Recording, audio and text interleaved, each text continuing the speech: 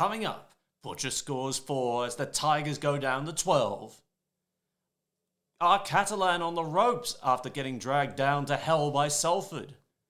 And the women's action over the weekend as round 1 of the NRLW finished up.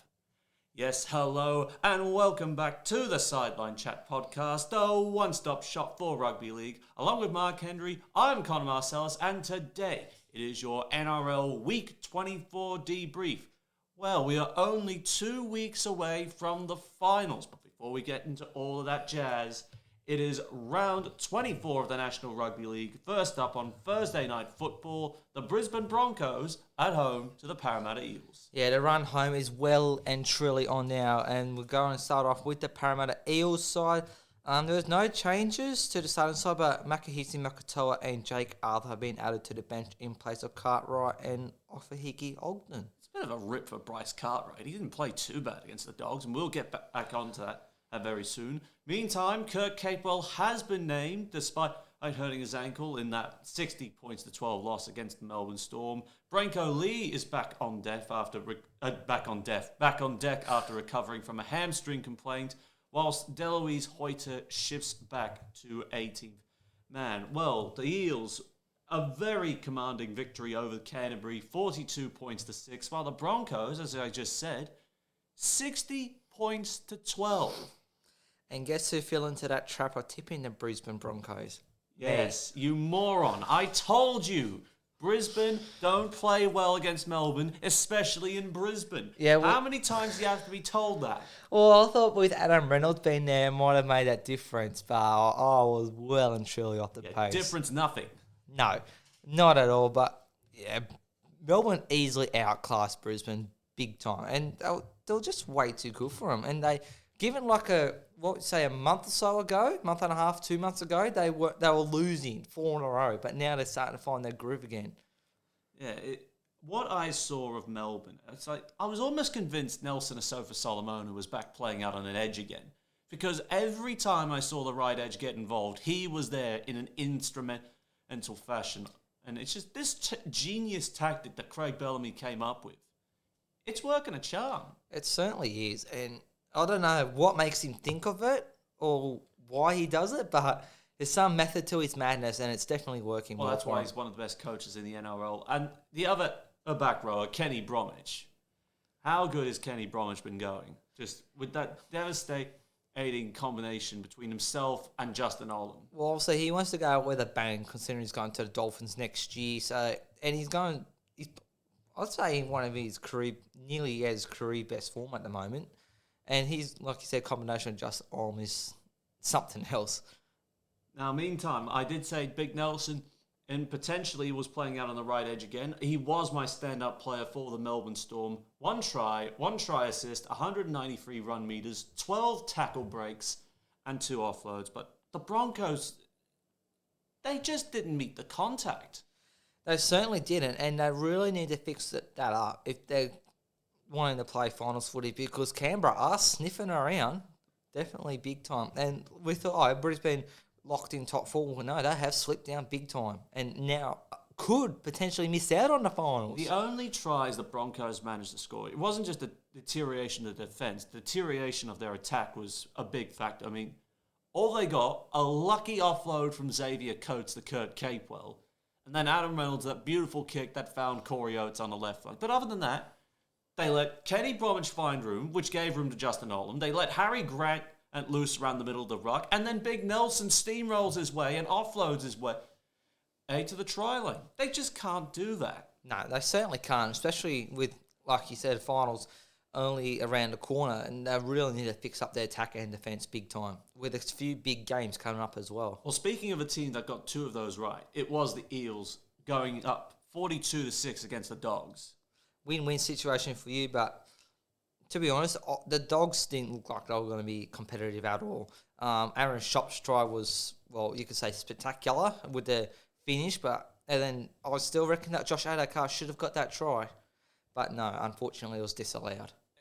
Mitchell Moses was a big factor in this game. His kicking game put the Dogs on the back foot and the Eels into the easiest of positions to score tries. That's just the basic truth of the matter. And it was both the halves, I would have to say, that had a field day. First off, Mitchell Moses, 88 run meters, 2 try assists, 3 tackle breaks, an offload, and 5 from 8 goals converted. Whereas Dylan Brown, on the other hand, 2 tries, 2 try assists, 104 running meters, 2 tackle breaks, 1 offload, and 2 line break assists. Yeah, both.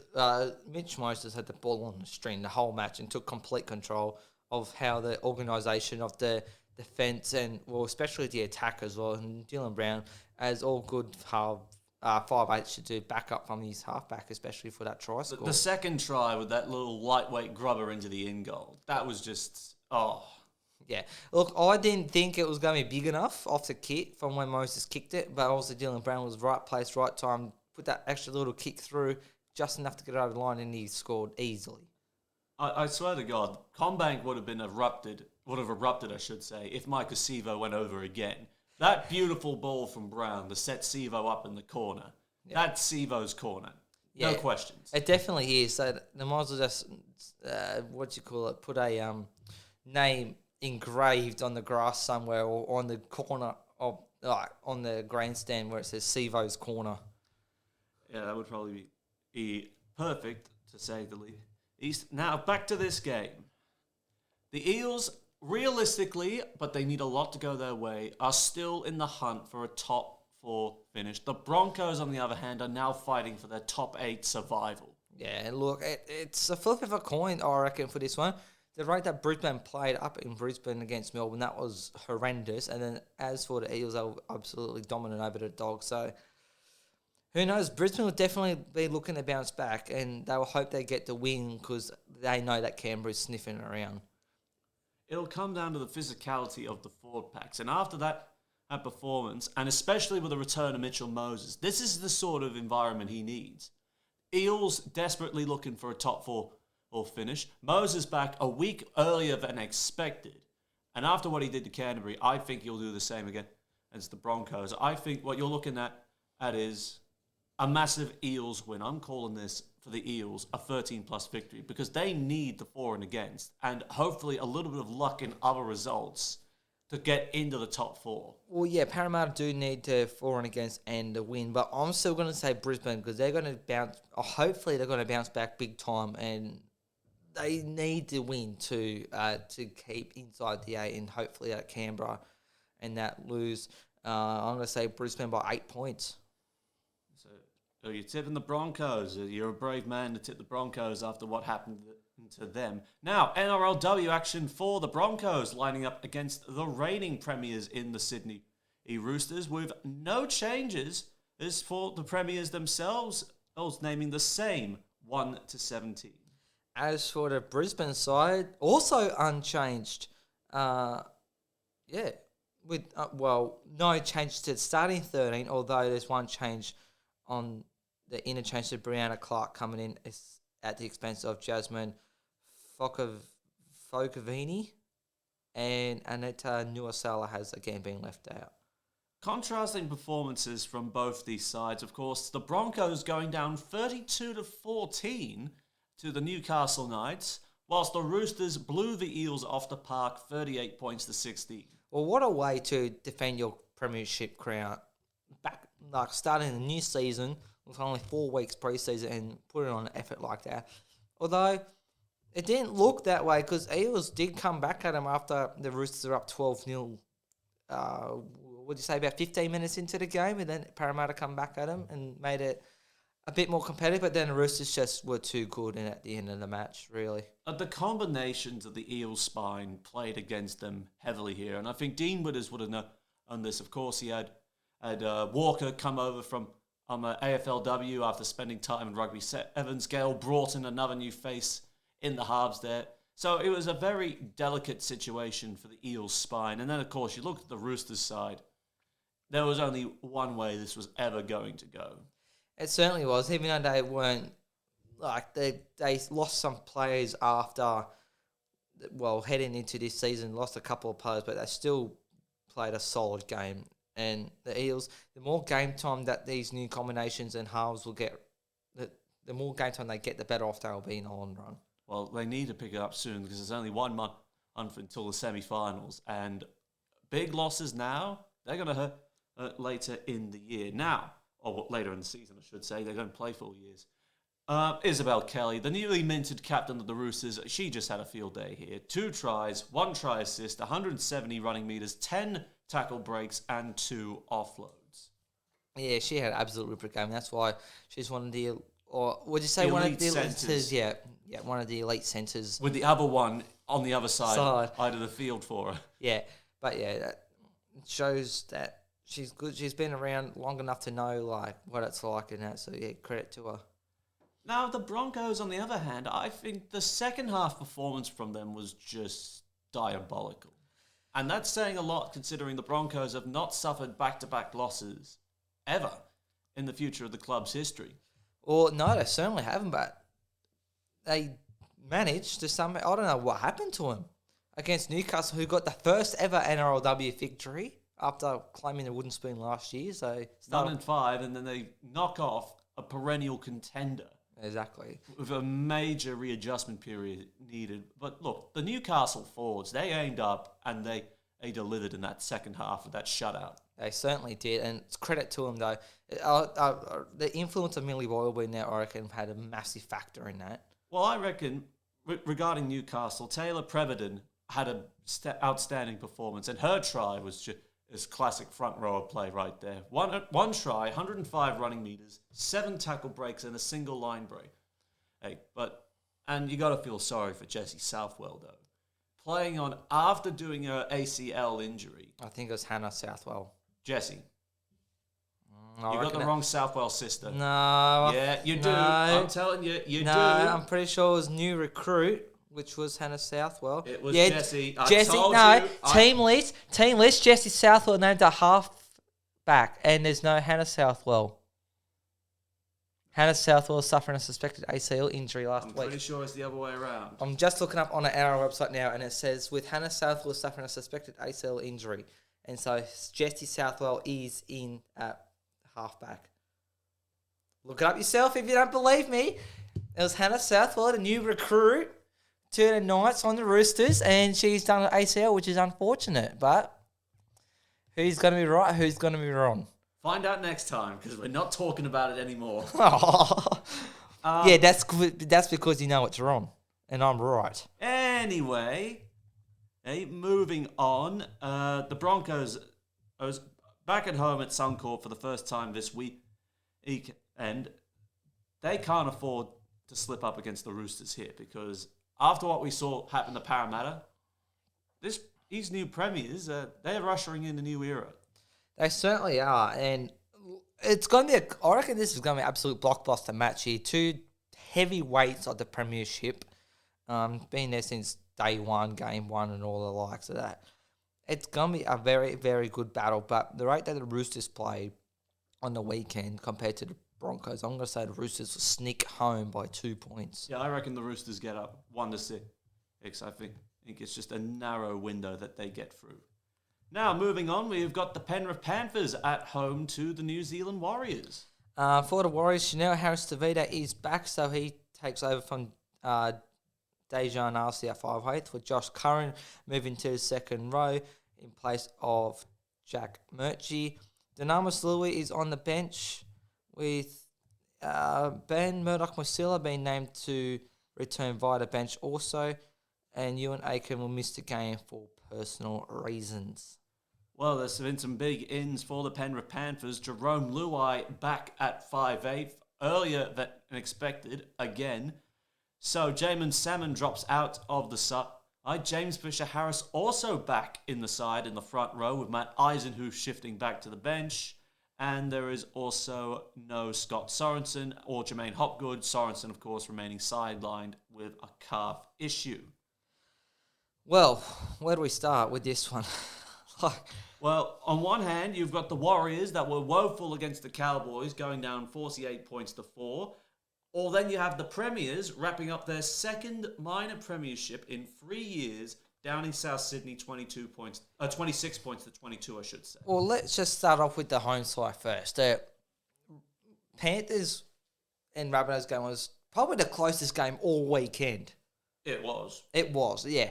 And even without heavy, not heavy, the star halves of Luai and Cleary, they could still give it to a top 8 side like South Sydney. And South Sydney weren't playing bad either. They was playing really solid footy, but Penrith just got there in the end. There was a certain irony to Stephen Crichton's try that opened it up. There was just like, even though it wasn't necessarily Cody Walker that threw it this time, it was still in Walker's general direction when Crichton steamed through, scooped the ball up. Oh, 2021, anyone?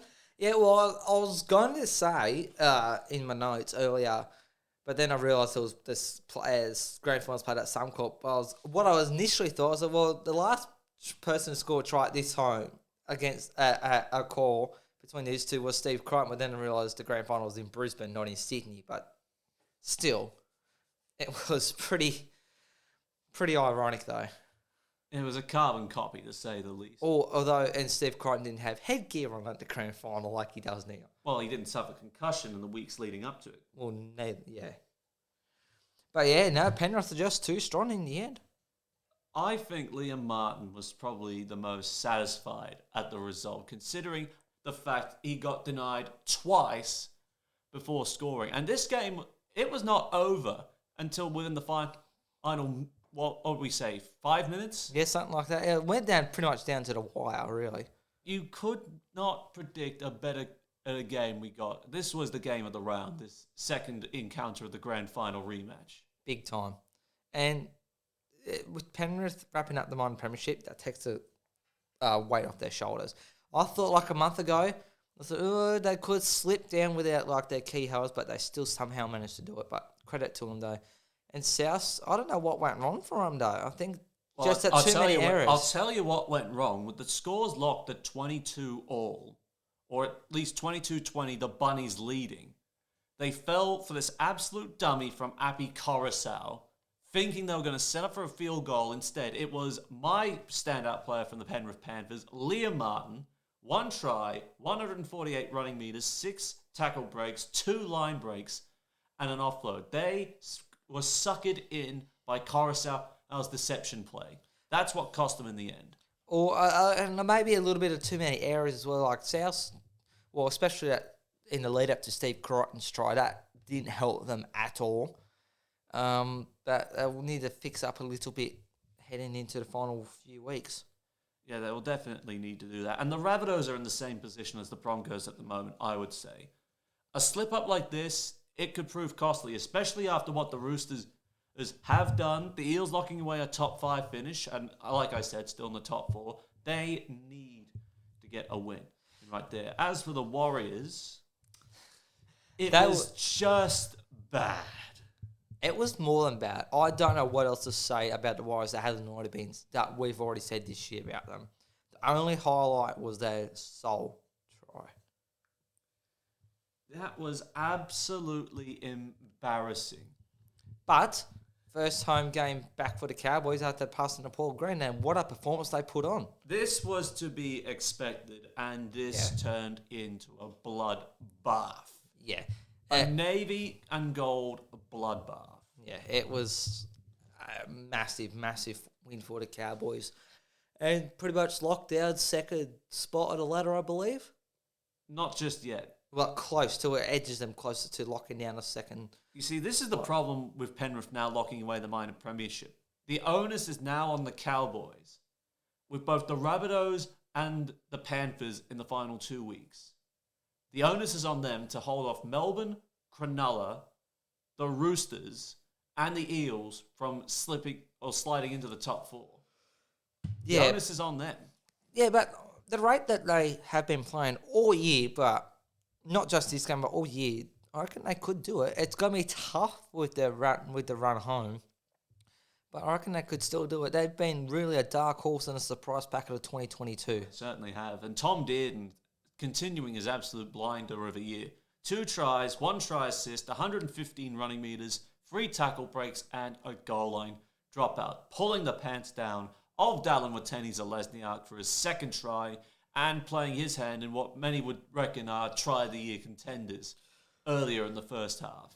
You could say that, but there's been a lot of other it's going to be hard to tell whoever's judging the try of the years because some of them have been unbelievable this year.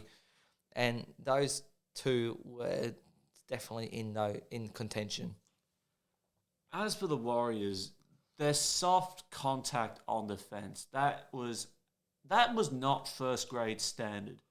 Poor Reece Walsh, he gets steamrolled by a winger, he gets steamrolled by a front rower. I think it might have been actually Leilua he gets steamrolled by, but he was just left out in the cold by his outside defenders. Yeah, look, he couldn't do it himself. No way. Especially to the size of like Leilua and like Walsh. They're pretty opposite from each other, and not saying that like Leilua was too strong and like a little guy like Reece Walsh couldn't stop him on his own. No way in the world. If I'm Stacey Jones, I'm thinking, what the bloody hell have I put myself through in this little period since really the beginning of the month, or even a little bit before that, when he took over from Nathan Brown, thinking, what did I get myself into taking on the Warriors job? Well, out of the three interim coaches, the best performance he's been Mick Potter by far.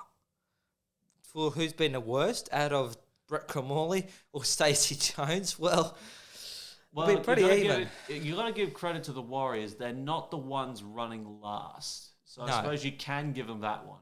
Yeah, true. But they haven't had as many wins, though. But this is going to be an absolute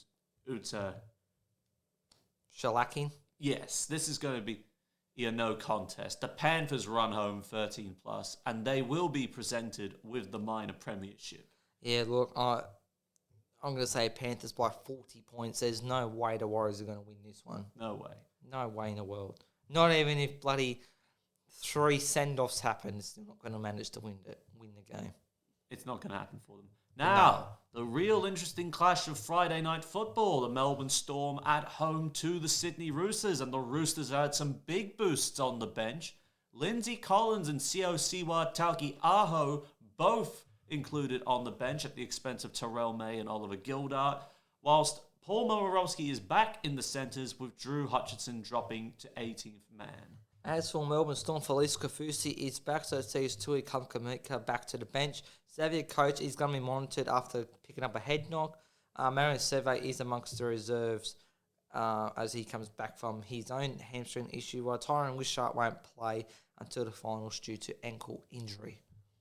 Well, we already know how well the Melbourne Storm played against the Broncos. But what about the Roosters condemning the Tigers to unwanted history in their final game at the Sydney Cricket Ground? 72 points to 6. Put this in perspective. A converted try is worth 6 points. The Roosters scored 12 of them. And converted all of them. Exactly. They are now, and I saw this elsewhere as well, but they are now only the second team in the history of the National Rugby League era to score more than 70 points against an opposition on 2 occasions, effectively joining the Melbourne Storm in the same year they did exactly that. Well, what a record to have. That is unbelievable. And you could say, final game at the cricket ground, they put on an absolute cricket score. That's exactly what happened. But we talked about the Warriors. If we said the Warriors was embarrassing, the Tigers were just absolutely pathetic. I don't know what to say about the Tigers anymore. Honestly, we could bring back Tommy Raudonikis and Western Suburbs, and they would do a better job than not this current crop of Tigers players have done. I'm sorry, but this is just embarrassing. That's like under 8 performance that the Tigers did there. Like, seriously, that was not first grade standard. Oh. But where do we start? Like, yeah. If you're a Tigers fan, you would be utterly embarrassed. Burn all your West Tigers jerseys and long for the days where Balmain and Western Suburbs were independent because you knew Balmain could win a game and win at least 10 titles in their lifetime. Yeah. 11. That's the official record anyway. Oh, yeah. But what made matters worse was the captain, James Tarmel, getting sent off in what could have been his last... He got sin bin. Sorry. Then he calls the referee fucking incompetent. And he's just like, nah, mate, you're gone. And Go. It's only like Just 35 seconds left, but it was still. just like in the span of 10 seconds, we saw the West Tigers season in a nutshell. Pretty much. Or just like it just blew up. Yeah. Yeah, but the only good thing that happened for him was Brent Naden's long range try. Intercept try as well. Long range intercept try, yeah. That was literally the only highlight of the match, and it came in the last 10 minutes. It was, but there was plenty of lowlights for the Tigers. But the Roosters, on the other hand, there are bells ringing right now of warning signs that the Roosters are charging. They definitely are. And this win helps their for and against. You look at Melbourne, you look at Cronulla, the Cowboys for and against. You put 66 points on, that improves your for and against dramatically. Oh, definitely. It definitely does. But I have to say, like I said, Sam Walker converting all 12 tries. Well, they're pretty easy conversions. Not all of them were easy. Not all of them, but the bulk of them were because of how they were scoring and right next to the post, in front of the post and whatever. But also Nat Butcher scoring 4 tries. Yeah. Unbelievable effort. I can't believe I've had to give it to him just on the basis of 4 tries alone, as well as 136 running meters, 3 tackle breaks, and 2 line breaks. It was just a demolition job. Nat Butcher's form as of late has been career best. He's been scoring tries nearly every week for the past 3 or 4 weeks. But credit to him, and they are hitting the straps at the right time of year for the Roosters. Maybe you just think the Roosters were gone partway through the middle of the Origin window, and then it's like, bang, we're back. They do it every year, though. I've said it a couple of weeks ago. They always go off after Origin, then they go bang and make the charge. It's just to the all finals. about timing the premiership run to the finals. That's all it is. Yeah, and they know how to do it perfectly. There is just no way that they don't time that to perfection. No, they're always pretty good with it. Now, we touched about Melbourne's performance.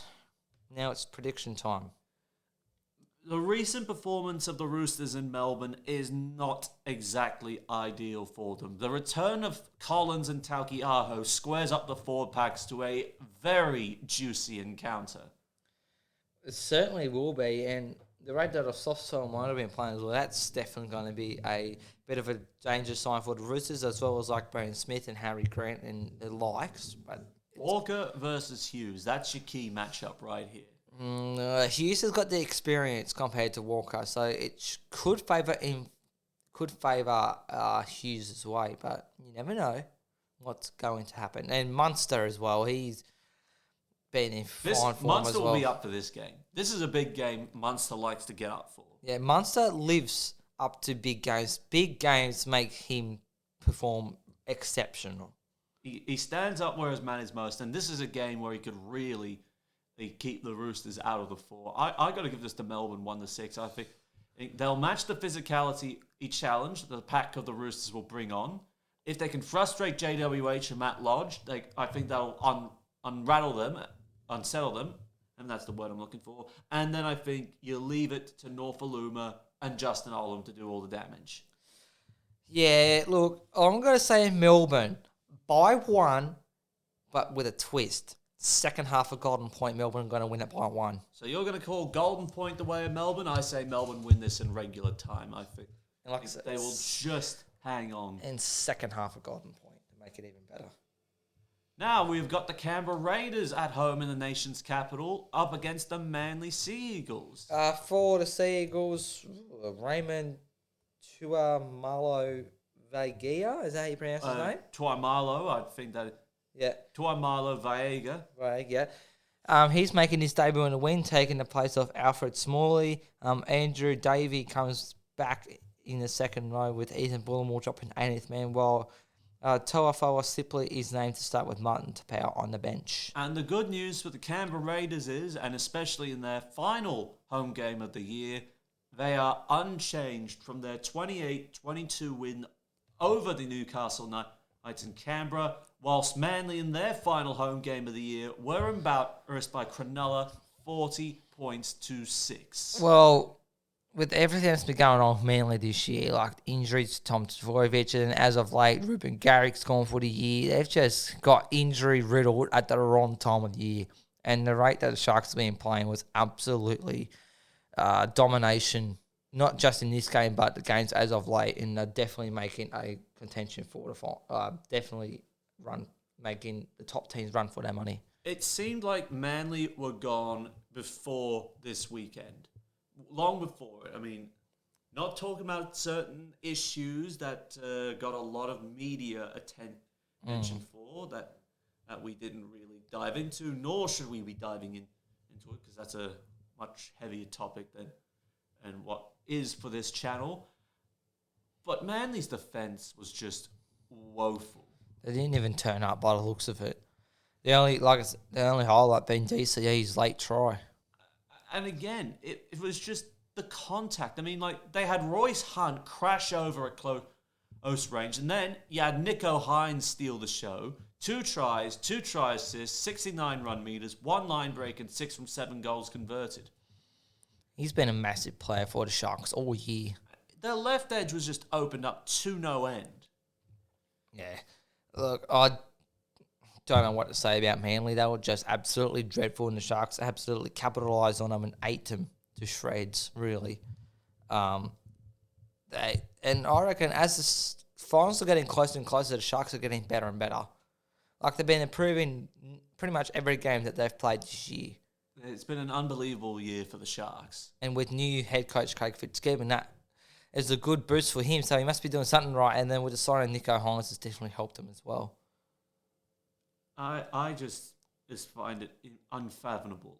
And I mean, all this talk about should we be getting rid of Des Hasler now? It's just like, this isn't his fault particular. He was handed a bad situation all around, and especially after that you-know-what drama. And he is going to be made the scapegoat. If he gets sacked by Manly, it will be an absolute disgrace and failure of administration and management. Well, how will Manly go after they let him go the first time? Well, they actually did they went prelim final, grand final, semi-final, and then they missed the finals for at least 2 years. Eliminator, missed the finals again, semi-final, missed the finals again, 1 game short of the grand final, and now they're outside the 8 again. Yes, that's sort of Manly's track at this point. But yeah, the season. But what it comes down to is that getting injuries to key players at the wrong time of year. Losing Jake Trbojevic did not help their cause whatsoever. But enough about Manly. Canberra's the big worry. And what about that second half turnaround the Raiders put on? Well, yeah, they absolutely 22 down? 22-8 down. And Nice just simply didn't turn up in the second half, and Canberra came out and blitzed them. This was a moment the Raiders needed. They needed this win to stay in touch. They need to win this game as well as beat the West Tigers. They basically need to win the remaining games of the year, but have results go their way also. Exactly, because we've already tipped Parramatta, but I tipped Parramatta. But if you are right in saying the Broncos get up, Canberra's locked out of the 8. I don't know. It's really touch and go. I reckon the spot for the final spot in the top 8 will come down to the last round. Oh, it will. I mean, it will. Like, both Canberra and Brisbane need to win the remaining games, but also have results go their way as well. So it's really hard to tell who's going to make it. The right edge of the Knights was humming just fine before half-time. I mean, you had Dom Young and Edric Lee score 4 tries between them, all in the first half. But Newcastle, they just went to sleep after the siren sounded. Pretty much. It was, I don't know what happened there, but the goal kicking too of Newcastle didn't help at all. Also. You're right. They could have put that game to bed if Anthony Milford was better with the kicking. But I tell you what, Jack Whiten, your big game players standing up where it mattered most. He scores the winning try, 129 running meters, 4 tackle breaks, 1 offload, and 2 goal line dropouts. Well, to lay that to Jack Whiten's try was from Josh Papali'i, then Joe Tarpany to Jack Whiten. It was the Triple J effect, I would say. Triple J, oh my God. Don't tell me you've You thought of that up on the spot just then. No, I had it pre-thought of. Oh, that makes it even worse then. The fact that you thought of it. Well, you got Josh, Joe, Jack, and that's how it led up to it. Oh, Jesus. Anyway, but Edric Lee's try, if it hadn't gotten the corner post, I don't think Newcastle would have won it, but it would have definitely made a tough kick for Milford right on the siren to potentially send it to Golden Point, but... The scramble of the Raiders' defence at the very end to force him onto the touch-in goal line. That's what Ricky Stewart would have been hoping for, and that's exactly what he got. Yeah. So close yet so far for the Knights. Has pretty much been the story of their season.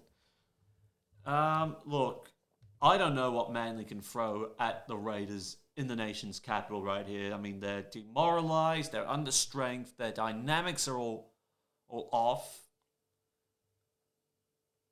I don't see them coming back from that. Nah, me neither. Manly are well and truly gone for the year. In Canberra, like I just supposedly mentioned, they have to win the remaining games to stay in contention for the top 8. And that's why I've gone with Canberra to win this one by 22 points. I say Raiders win this 7-12. I think once again we'll see the Papali'i Tarpany spearhead that'll allow Al Fogarty to dominate the proceedings all up. Yeah, fair enough.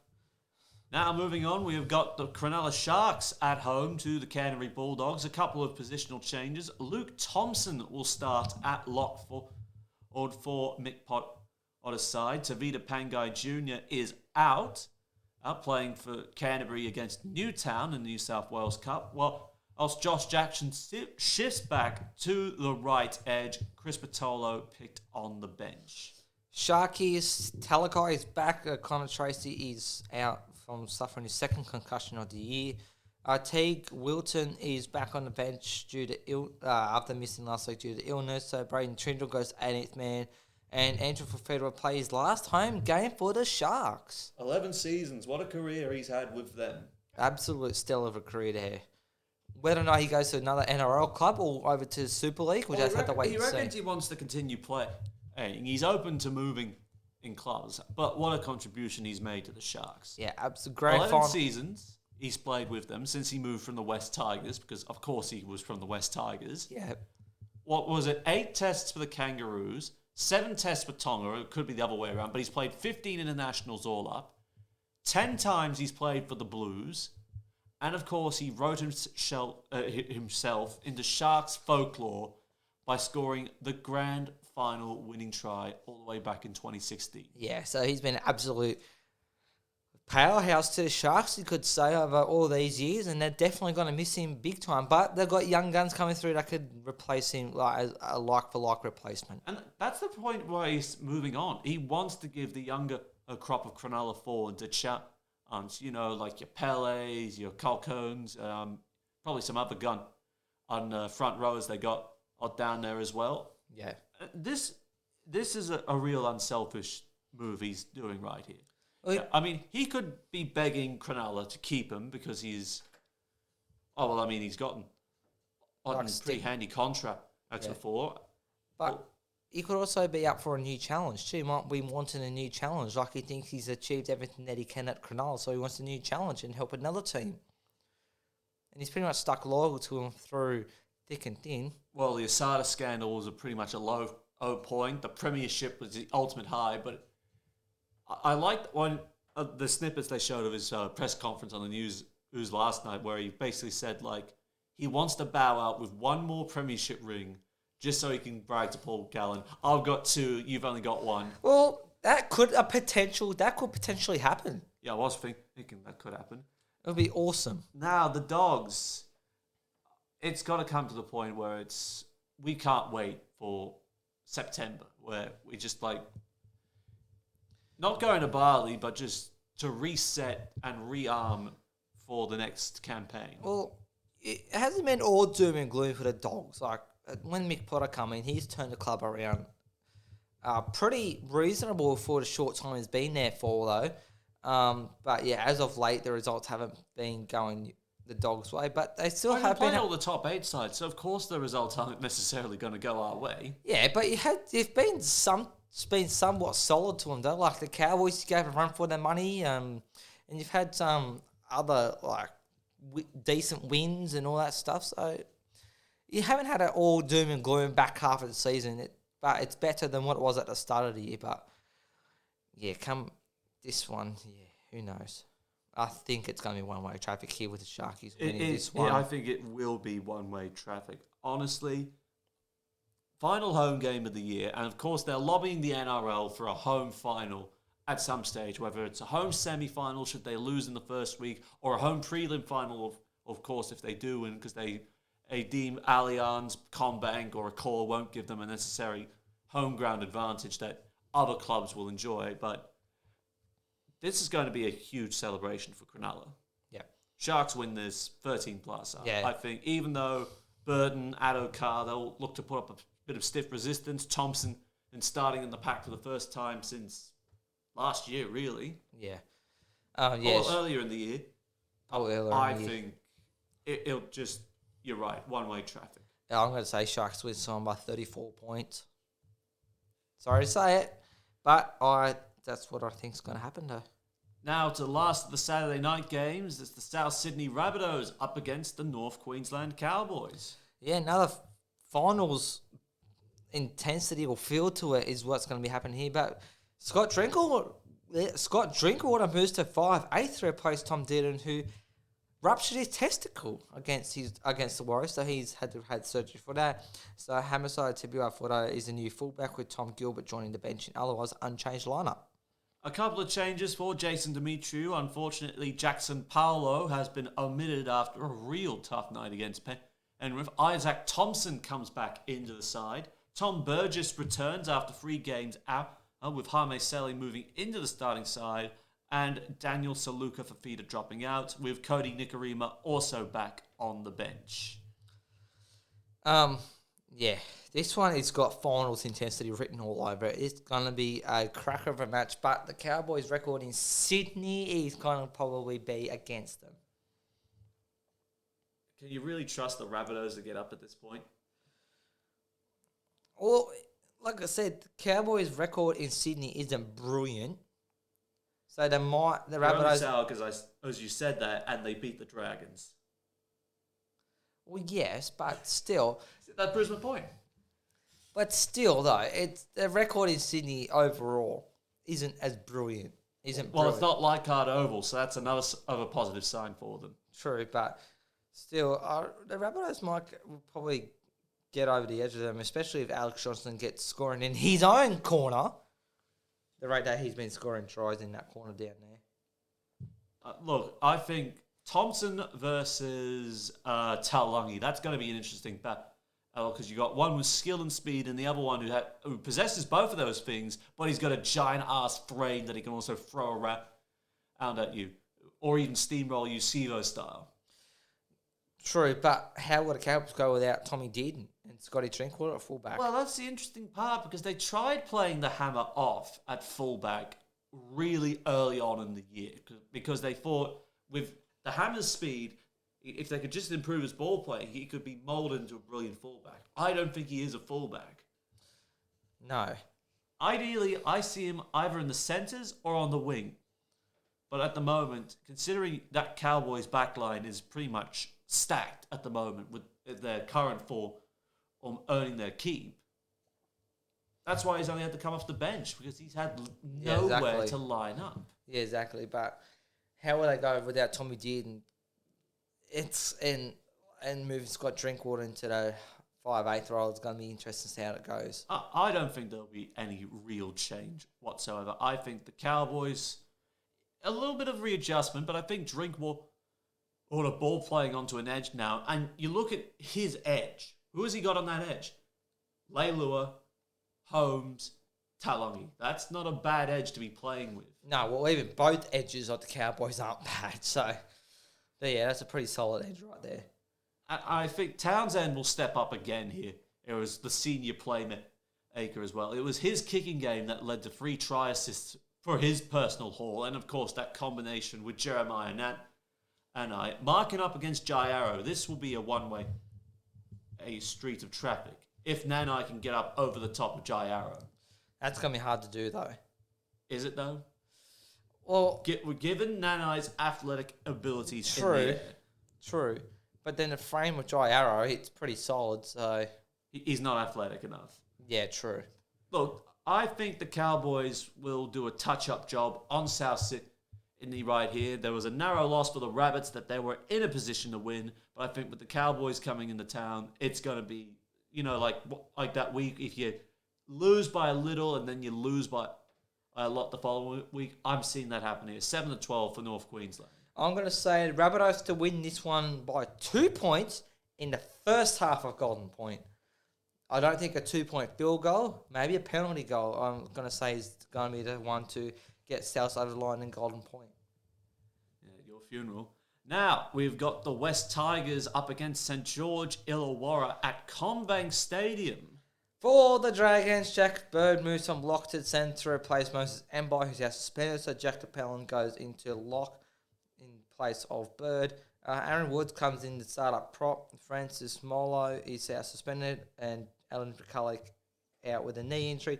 So Jaden Sullivan comes in to replace McCulloch at dummy half, while Tyrell Firmino, Jaden Hunt, Jackson Ford, and Tyrell Sloan make up the new look bench.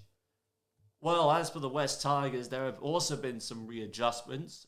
And Luke Garner ruled out with a HIA. Ken Mamalo did his groin. James Tarmo, of course, got suspended for 1 game, which is absolute bullshit. And Alex Seyfarth did his shoulder, so they are all out of the side.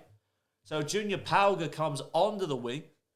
Tom Freeburn starts in the second row. Joe Offengawi shifts to the front row with New Brown shifting to lock. Jake Simpkins, the new dummy half, with Jacob Little back on the bench. With Kitione Kautuga, the new who face on the bench, with Luke Brooks still sidelined due to injury. Well, we know what's going to happen, I think. Well, the Dragons, let's just touch a little bit on the Dragons, because that was a high-scoring affair down at Wynn Stadium in Wollongong, 46-26 over the Gold Coast Titans. See, the Gold Coast Titans nearly had the lead at one stage. I think they were only 6 points behind, and they gave the Dragons a run for their money. But they still just couldn't quite get the win. Even though, correct me if I'm wrong, Michael Molo got sent off? Francis Molo. That was the interesting thing. At 30 points to 26, Fafita just sent his brother Jojo. David sent his brother Jojo over in the corner, and it's game on. And as they were saying in commentary, the Titans aren't going away at this point at 30 to 26. No, they weren't. But then Frank Molo gets sent off, and then somehow it's the Dragons that handle it better with a 13 to 12 man disadvantage.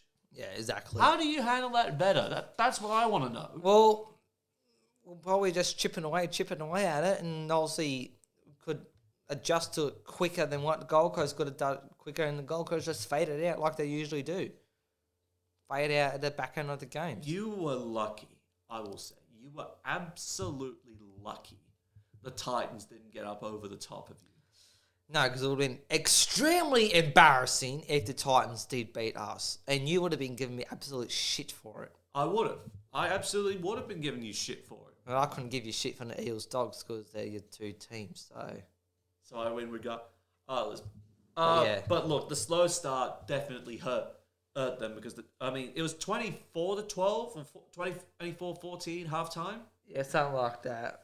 Tawa One, another brilliant performance from him. 2 tries, 1 try assist, 73 run meters, 4 tackle breaks, and a line break.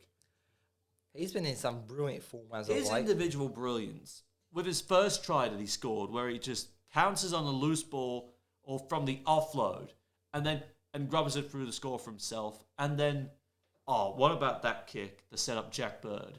Yeah, that was an unbelievable kick there. Room service, hello, got an order, 1 try. Yeah, pretty much. That's what it was like. They couldn't be more precise with that kick than what it was there to Jack Bird. No, they couldn't have. But Tau Moga, he got a benefit of some beautiful ball as well. He definitely did. He got what? 3? Hat trick, yes. As playing out on the wing, he monstered Marju, who came with some brilliance himself. He did. And Marju's it's pretty hard to beat, but somehow Tau Moga somehow managed to do it though. Yeah, look, that was probably another one of those real competitive games, and it could have gone either way until the Dragons decided to send a man off, and then they just score 3 tries in the final 20 minutes to say, "Ha, we can score all with 12 men." Yep. And send off? What is that? Yeah, exactly. Yeah, that's exactly what happened there. But solid game there for the Dragons. And I had to say the Titans did play pretty good themselves. But it was very much unfortunate that they let it slide, even with a one-man advantage, which will hurt them. Yeah, but at least it's not a massive defeat like the Tigers did. So surely that would be enough to keep the Titans away from the spoon. Hey, look, with this result, I think it's... excuse me. This is one-way traffic right here. The Dragons win this 7-12. I'm going to be real cocky and say the Dragons win by 20. The performance that the bloody Tigers did against the Roosters is absolutely diabolical compared to our performance against the Titans. With a man down was excellent. Now, So speaking that's why I of St. swung that George way. Illawarra, and in the lead up to this, we have the women's Dragons side facing off against the Parramatta Eels earlier in the day at CommBank Stadium. One change for Jamie Sapp. Our Elsie Albert is back in the side after being a late withdrawal against the Gold Coast last week with an ankle injury, with Renee Target making way. A Talia Ho shifting back to the bench, and the skipper, Kezi Apps, staying in the second row. As for the Eels, there's been a few changes. Brooke Morgan Walker and Abby Church have been dropped to the reserves with Taylor Preston at 5'8", while Zali Faye comes in place for Abby Church and will play on the wing, and Rakia Horn shifting from the wing to the centres. As well as Lasana Lutu, the new halfback. Okay, there you go. I missed that one. My bad. Well, we already know what happened to the Eels, going down to the Roosters bigly. The Dragons started off another grand final loss in convincing fashion, getting up over the Gold Coast, 26 points to 12, in the earlier game at the Gong. Yeah, it looked like that the Dragons were in control of the match, but then Gold Coast chipped away at us a little bit and did score a few back on us. You were up 3 tries to nothing, and then you let Steph Hadcock crash over, not once, but twice. Yes. From very close range. That was probably the only stain on the Dragons' defence. Yeah, Steph Hancock getting a double. Well, she's been, around for God knows how long. Well, they said at 40 years young, in commentary, on Fox League. Yeah, but she's played NRLW since, probably the first season, I believe. Yep. First or second season. So she knows what she's doing. She knows how to find a try line from close range. Look, the Titans' right edge was dragged way out. I mean, you look at the combination, you got Talia Fue-Maono, you got Paige McGregor, and I think the standout player for the Dragons this day, besides Emma Tonagato, was Tegan Berry. 2 tries, 180 running meters, 2 tackle breaks, and a line break off an intercept. Yeah. I mean, she was unlucky to get her third one, but they somehow managed to keep her up in the corner before, I think, the long-range tries. But, yeah. No, and we're pretty much stuck with the same team as last season, so that probably did help a fair bit as well. Like, Gold Coast, they didn't have as many changes also, but they just couldn't quite gel together properly. No, I think combinations play a big factor here, and I think the Dragons handled the conditions a lot better than the Titans have. I say so. It wasn't terrible conditions, but like it's still, it was. They were able to. Yeah, After 5 months out, they were able to settle back in a lot faster than what the Titans were. Yeah, and it was just produced another good result for them, considering they also met round 1 earlier in the year as well. Yes, they certainly did. So I don't know what they're doing there, the NRLW draw makers, but anyway, not to complain. Well, of course, you're not complaining. No. But I got to give this to the Dragons again. And here, I think if they focus up on the Eels' right-hand side and then try and move them around, especially with Albert stiffening up their forward pack, the Dragons get up with another 2 points. Yeah, I'm going to say Dragons win this one by 8 points. To be precise, as normal. Yeah, as you are. Now, final game of round 24. The Gold Coast Titans up against the Newcastle Knights. The Knights. I have a bit of reinforcement right here. Tyson Frizzell and Daniel Safiti are both back in the side. Rib problem for Frizzell, COVID for Daniel Safiti. So Matt Croker and Jacob Safiti both revert to the bench. Anari Tuwala is listed in the reserve. But Bradman Best is out due to a hamstring injury, whilst Mitch Barnett also remains sidelined after injuring his thumb. For the home side, Phil Sammy has been named to play despite failing his HIA. And also Pat Herbert is out, and he's been replaced by Brian Kelly, who returns from his own injury. Jermaine Jolliffe has been promoted to the starting side at prop, with Khalees Huss joining the bench for his NRLW, and Jared Wallace going to the reserves. So we've had 2 rounds of Fafitas getting up. Now we're going to see 2 rounds of Haas in the NRL. With the younger brother of Payne Haas, I believe. Yes. And also, we've also seen 2 rounds of Safidi as well. Yes, that is true. Daniel back on death. Back on death. That's twice you said that today. I swear to God, I am cognitively fit, unlike some other individuals that have a lot more power than I do. I thought you mentioned me for a second, but no. But look, I think if we're looking at the results right here, Newcastle started out with a flurry and then ended on a whimper. Yes. That's exactly what happened. The Titans started slow, but they let it slide after getting back into a competitive position. They can't afford to do that. No. Well, it's pretty much of who wants to have the 2 points late in the season more than the other, really. Both playing for pride. Titans more so playing to avoid the wooden spoon. And the Knights, they don't have anywhere else to go. Their best finish they could probably land is 12th. I don't want that to happen. No, because you're a Dogs fan. Because the Dogs are still in 12th. Yeah. I don't think the Knights will. So, for me, the equation is simple. But I know Newcastle are going to try, at least, try in brackets. But I think final home game of the year, and after the confidence the Titans got out of downing Manly like that, I think Justin Holbrook, he will be disappointed that they let that game slip, but I think the effort of getting back into it with 20 minutes to go, I think, after that little bit of readjustment, I think I'm confident in the Titans here. And I'm not saying that just so Newcastle stay in 13th, and then if the Dogs can somehow pick up a win. No, yeah, but I get what you're saying, though. Like, it's based on, the form and that, so yeah. And if it comes down to goal kicking, I'm not trusting Anthony Milford.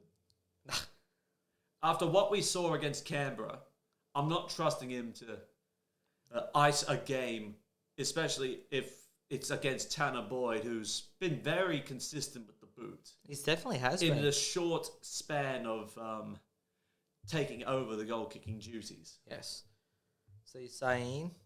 I'm going the Titans in a narrow margin. I'm going the Titans 1-6 to down the Knights in their final home game of the year. Well, the Knights continue on what they did against the Raiders in the first half. They could go on to win this one, but the rate that the Titans stayed in the fight with the Dragons with a player down, I'm going to say Gold Coast by 10.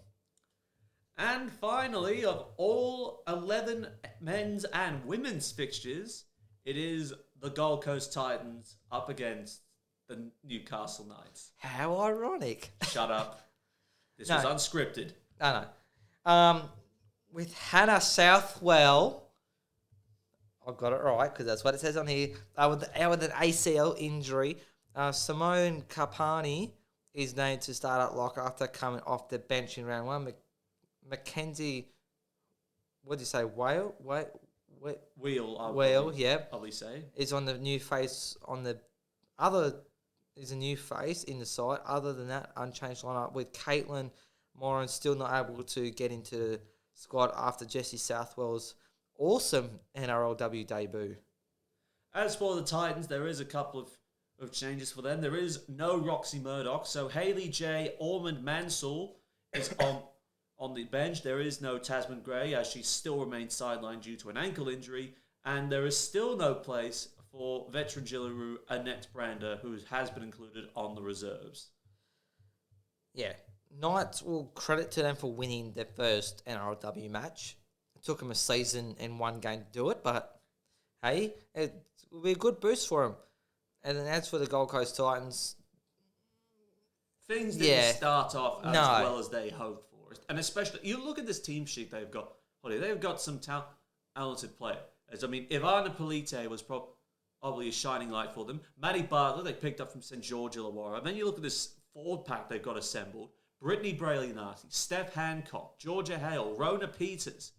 There's some experienced names in this side. there certainly is. So they just get together very well. They could do it. They've got the potential in them, but they just need to execute it out on the field and play for the whole 70 minutes, I should say. Yes, you did get that right at 70 minutes. Yeah, 70 minutes. I was going to say 60, but it's 70. Well, the goal line defense of the Titans needs to really sharpen up because this is a big Knights middle they're going to have to counter, especially with Millie Boyle. I mean, I didn't count her as my stand-up player because, I mean, it would just be too easy for me to do so. But 194 running meters and double-digit tackle breaks, I think I saw correct. Oh, no, 4 tackle breaks, but still. But Close to 200 meters a game.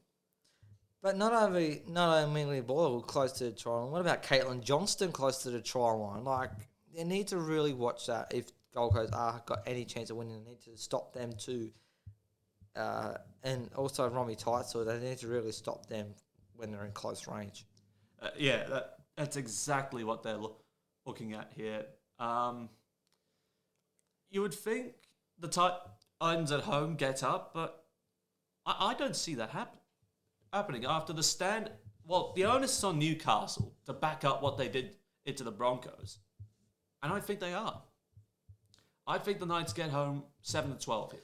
I'm going to say Gold Coast will win by 6. It's a bit of a hard one, but I think Gold Coast might get the upper edge. Well, that's on you then. Well, that is now full time from us, but if you like this debrief, make sure you leave it a like, hit that subscribe button, and don't forget to click that bell to allow for notifications so you never miss a week of rugby league action. Don't forget to check out our social media pages on Facebook and on Instagram. It is at Sideline Chat, and on Twitter it is Sideline Chat RL, which is also one of our hashtags, as well as Side Chat YT. Well, hope you enjoy all the NRL action coming up over the weekend, and we will see you next time.